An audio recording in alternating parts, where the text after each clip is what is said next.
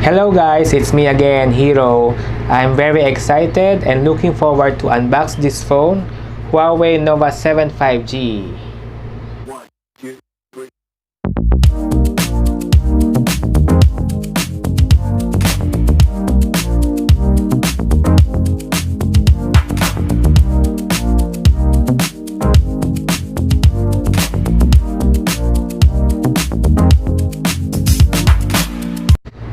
Actually excited ako and looking forward to unbox this phone because of its color na in-order ko. It is space silver. This is 8GB of ROM and 256GB of internal memory. So let's start unboxing this phone. So guys, na-purchase ko to yesterday and I got this also last night, yesterday. And ngayon ko lang siya in-unbox. Let's see. So, may box pa sa loob. Pakita ko muna pala sa inyo to. Yan. This one. On the side, Huawei Nova 7 5G. Same on the other side. And then the serial number. And there's another box inside. It's here. So, another box inside with Huawei logo. And Huawei Nova 7. On the side, walang nakasulat na 5G dito. Unlike sa outer box niya, may 5G. So, I'm showing you what it looks like outside the box. And here's the inside one with app gallery. Buksan na natin. Ito na yung phone.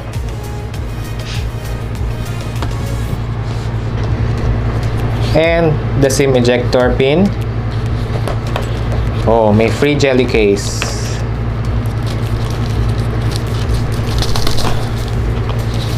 Jelly case. Clear jelly case. Typical jelly case. Cute. Warranty card. Quick start guide. USB-C type cord or USB Type-C cord. Earphones. The 40-watt charger. This one. And the dongle for the earphone. So it means wala siyang earphone jack na nasa phone. So you have to connect this to your Type-C port and then yung earphone. So ito yun. Inside the box, wala na. And balik na natin to show you the phone.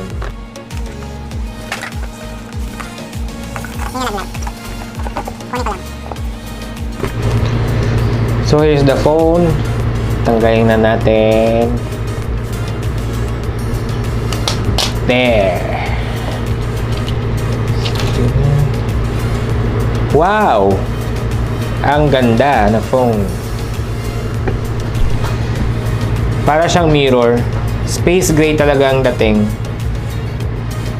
So, pag tumingin ka dito, parang kang nasa space, na silver, parang aircraft, parang ganun. Ganda niya, oh. Yeah. Mirror. So, ito. And good thing, meron na rin siyang screen protector. O, tanggalin natin to. And ito na siya. Screen protector on both sides. So, camera, nakalabas siya. And matakaw siya sa fingerprint. The design. On the left side, wala. Malinis siya. Tapos, on the top, meron siyang IR blaster and the mic. Ito yun. Tapos, on the right side, meron siyang volume control and the power button. On the bottom, nandito na yung SIM card tray. Tapos, andito na rin yung USB port, the mic, and the loudspeaker. So, iba na yung placement ng SIM card tray. Nasa ilalim na. So, guys, na-turn on na natin yung phone. Ganda siya ulit. Appreciate ko talaga tong phone. Mukhang elegant siya. In other words, yung design niya mukhang pang mayaman. Pero, affordable naman to for a mid-range phone na with 5G. So, here's the screen. The screen size is 6.53 inches. The screen display type is OLED. Maganda na tingnan pag OLED. Maganda sa mata. Yan. With the resolution of 2400 by 1080 pixels. Yung processor nito is Huawei Kirin 985. This is the latest processor for Huawei. So, we are expecting a very good performance nito when it comes to games, video recording, and performance for multitasking, and matipid sa battery. As I've said earlier, it has 8GB of RAM and 256GB of internal memory. Sad to say guys, hindi siya expandable. Pero enough na rin yung space for storing games and videos on this phone. If ever naman mapuno yung storage ng phone, pwede naman natin i-transfer sa external hard drive anytime. And to unlock this phone, it is now under fingerprint display. Ito yon. So, try natin i-unlock. Very fast response. Lock natin. Then again. Yan. And another thing is the face recognition. Okay. Yan. Unlock. And this is the most exciting part for me, yung camera. And kasi medyo particular ako sa mga camera when it comes to the mid-range phone or sa medyo expensive range ng mid-range phone. So, doon ako medyo ma-particular sa specs ng camera. This phone has quadruple camera at the back. It has 64 megapixel main camera or high-resolution lens, 8 megapixel ultra-wide, 8 megapixel telephoto lens, 2 megapixel macro. And as for the front camera or selfie camera, it has 32 megapixel. Yung video quality for the front and back camera can do up to 4K. So, pwede na tayo mag-record ng 4K video sa front camera or selfie camera. And my most favorite is dual camera. Kasi maganda yung dual camera, especially when you are travel vlogging. Re-record ka, nagsasalita ka on the camera, at the same time, nakikita ng mga viewers yung gusto mong ipakita sa kanila, like your favorite restaurants or your favorite shops, and also while you're eating something, and also yung tindahan na kung saan ka kumakain while travel vlogging. Pero guys, sa dual camera, it can only record up to 1080p resolution video. The battery capacity of this phone is 4,000 mAh. I know guys, medyo maliit lang siya para sa atin sa mga newly released phones this year. Pero don't you worry guys, the latest chipset of this phone is very efficient. Medyo rainy today, hindi natin matest yung camera ng phone. So, I will do some indoor camera testing only.